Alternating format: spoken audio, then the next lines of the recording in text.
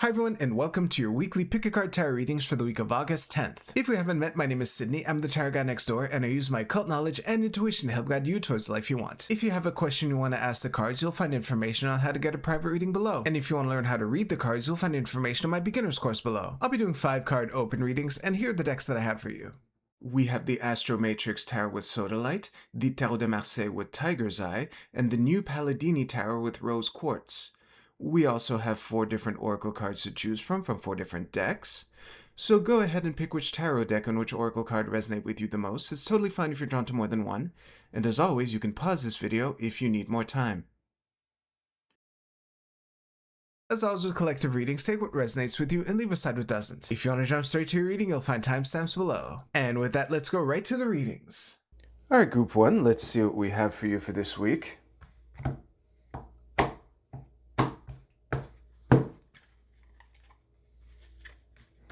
Okay.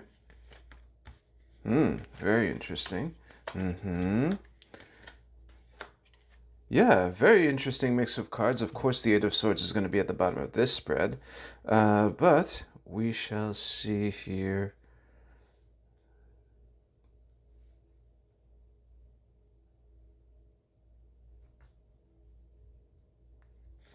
With this like that, that should look good in the shot. Ooh, it's dipping out off the edge a little. Let me just fix that for you. All right, I'll see you right now. Group 1, I'm not sure how much I have to say on this reading. The most straightforward way of making these 3 cards work together is as an injustice that costs you something. And I think that given the fact that the only upright cards in this entire thing are the Hanged Man and the Six of Coins, whatever, because again, coins could be any resource. Okay, yes, the earth is the physical realm, or that's how the tarot is designed. However, when it comes to the 4, the 6, 9, the pips in the pentacles realm, that isn't necessarily money. It could be time, attention, resources, sometimes people. But yeah, I think that given the fact that the only upright cards in all of this is the Six of Coins and the Hanged Man, whatever this injustice is, whether it's actually unfair or whether it looks unfair, the difference doesn't matter here at all, okay? But I have the feeling that with the 4 of Coins reversed in the middle of all of this, and especially with the 8 of Swords reversed at the bottom of the deck underpinning the entire message here, whatever the injustice is and whatever the price or whatever price tag comes with it, I think that you would be best, I think your energy would be best spent paying it and focusing on getting back what you've spent. Like it cost you $50 and now you just need to make $50 to make up for it, that kind of thing. Yeah, it's better to just pay the price and focus on what comes after than resisting the paying of the price. I think that resisting the paying of the price is what will prolong this energy and make it less, make it more painful than it needs to be. Because again, the Hanged Man is the one sentence summary, or my one sentence summary is surrendering to a new perspective. And I think that the word surrender here is the active word, unfortunately, for the obstinate ones who are watching. So yeah, I don't have that much to say.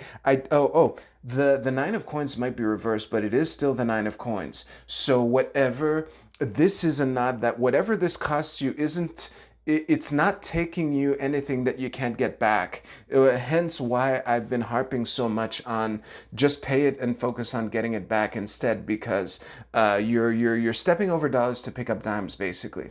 If you hated this reading, please give this video a thumbs down, and you can use the timestamps in the description below to jump ahead to your oracle card reading.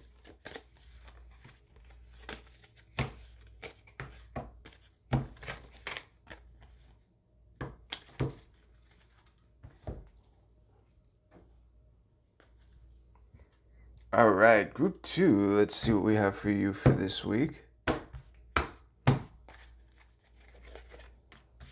Okay.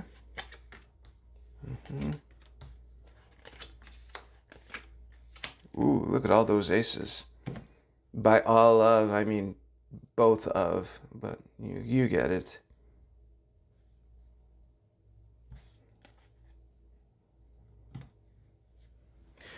Oh, nice. I'll see you right now.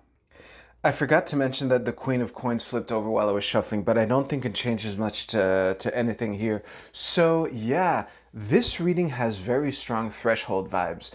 What makes me say that is, 9 plus 1 is 10. And also, I often call pages graduated aces, and we have a page and 2 aces here. Now, weirdly, I'm not reading the strength card as an extra person. I think that it's almost as if there are two parties in this scenario here.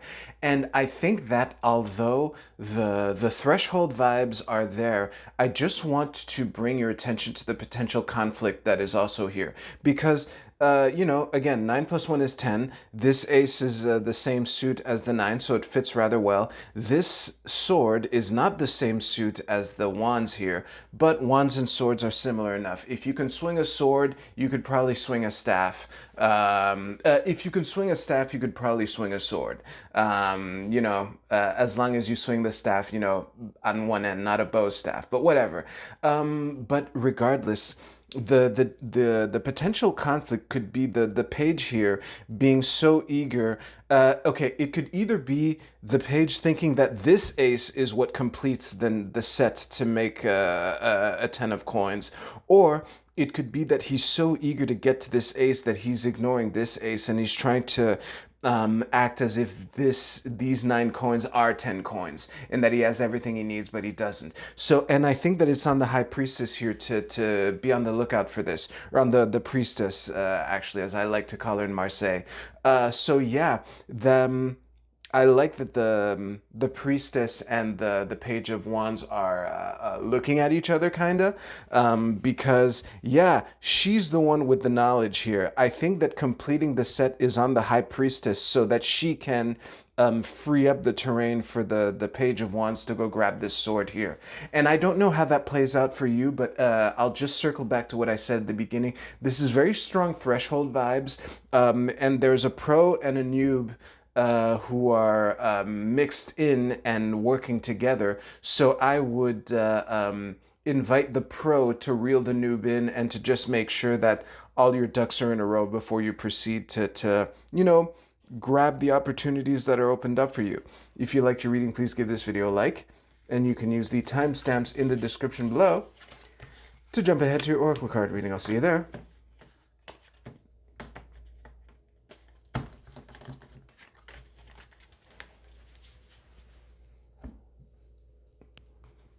Group 3, let's see what we have for you for this week.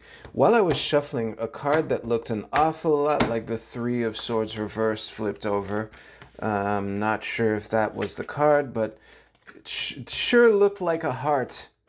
And I can only think of one card that has a heart on it. Anyway, it didn't show up here. Let's see. I was so busy talking about the card that turned over, I didn't look at this reading here. I'll say don't panic just because of how many reverse cards we have. Okay, that's the King of Wands, King of Cups, Ace of Wands, this Wheel of Fortune. Okay. Okay. I will see you right now.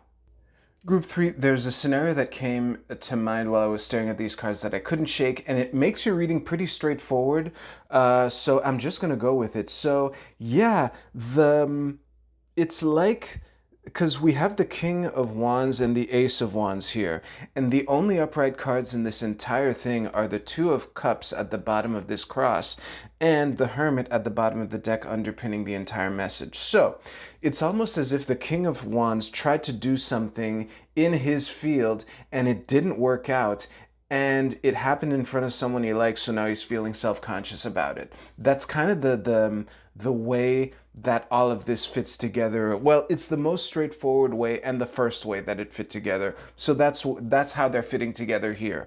And yeah, I think that It happens to the best of us. And the funny thing is, I would think that it probably has happened to the King of Wands before. Maybe that's why he's taking it so poorly. But yeah, we all fuck up. If you've ever either worked in sales or known someone who works in sales, you know the thing about how you need to get enough no's before you get to your yes. It's kind of a thing, like how many rejections did you get? And, that playing into the law of averages gives you an estimate of how many more leads you need to reach out to before you get your yes, and that kind of thing. And wait, why was I going on this rant? Oh yeah, that failure is a natural part of the process, and sometimes we fail in front of people, or sometimes we fail at the beginning of an opportunity that really mattered to us, and now we start wondering what it all means and things like that. I think that the Hermit at the bottom of the deck here is reminding you that you already know what you already know what it means, and it means nothing. These things happen. You've probably fumbled other aces of wands before. So yeah, what you can't fix, you feature. Just take a bow, go ta-da, and walk it off. You don't wanna step up to the plate when you're still tilted from the last time. But the message is to basically to screw your head back on straight and walk up to the plate and to just take another swing, because you're the fucking King of Wands, and that's what you do. Oh, and this is also a warning to not be so reluctant to humble yourself that you start sledgehammering through a wall instead of looking for a door. I use that metaphor a lot with the King of Wands reverse, and I almost forgot to do it this time, so I'm glad I did. If you hated your reading, please give this video a thumbs down, and you can use the timestamps in the description below to jump ahead to your Oracle card reading.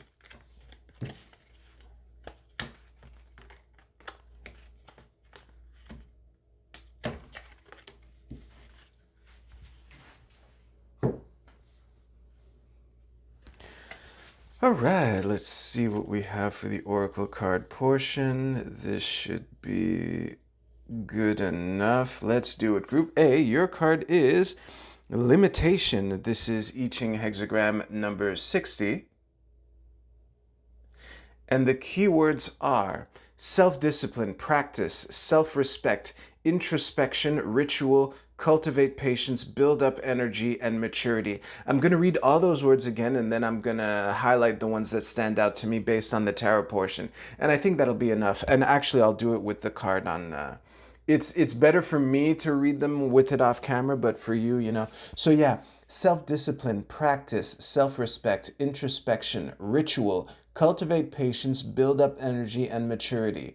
The things that stood out to me, given what I said in all three tarot portions, are self-respect, introspection, and cultivate patience. Group B, your card is Why.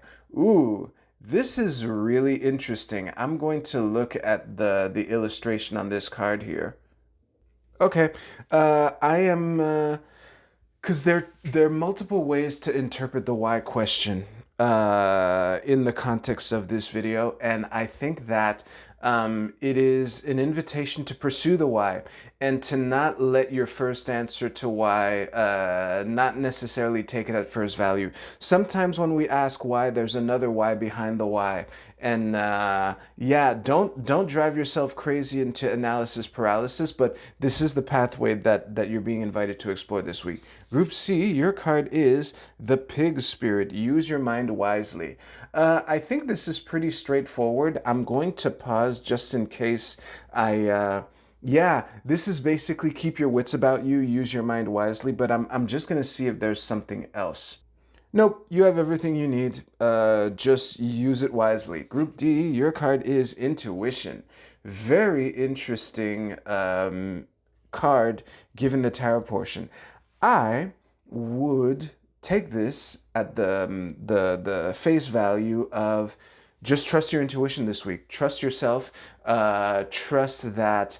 Oh, And also trust your ability that your intuition, even when it isn't perfect in the way that you were expecting it to be perfect, it's still good enough for most situations, and it'll get you where you want to go. And to just trust it, imperfections and warts and all.